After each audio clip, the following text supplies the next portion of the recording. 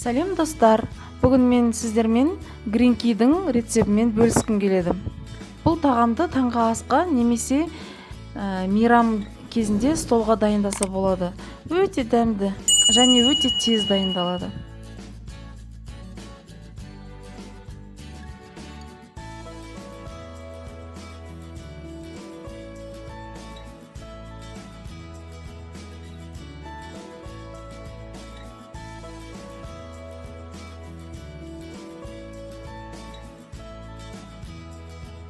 Нанымызды осындай кішкентай бөлшекке бөліп аламыз.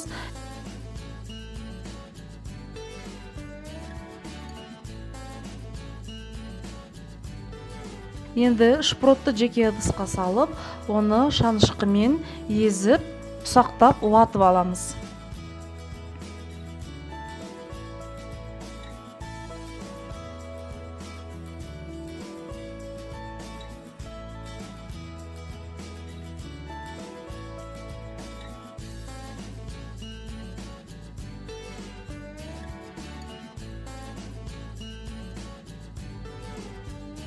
Енді нанымызды қатты қызып тұрған сковородкаға салып, екі жағын қызартып қуырып аламыз.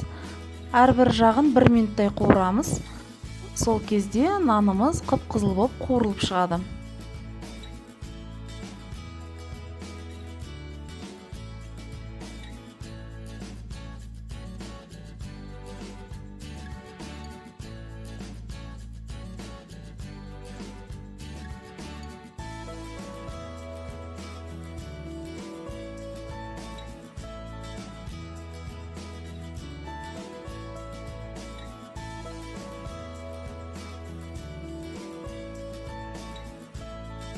Қуырылған нанымызды ең алдымен қағаз сүлгіге саламын.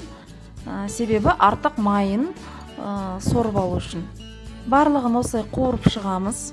Енді жаңағы қуырылған нанымызды біраз суытып қоямыз да, ол суығаннан кейін сарымсақты алып, екі жағына жағып шығамыз.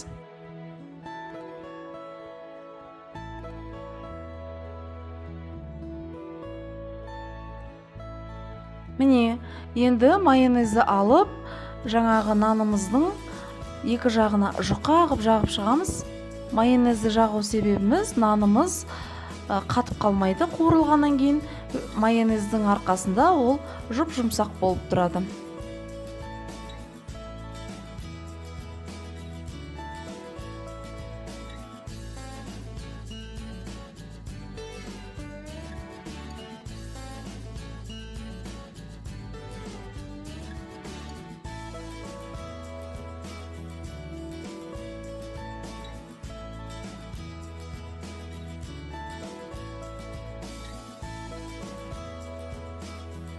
Міне, біздің нандарымыз дайын.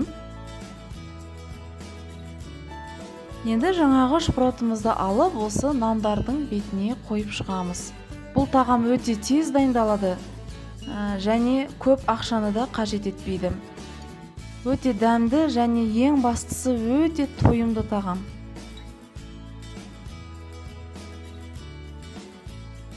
Достар, осы гринкиді жасап көрсеңіздер болады. Жасап болғаннан кейін пікірлеріңізді комментарийға жазып кетсеңіздер болады.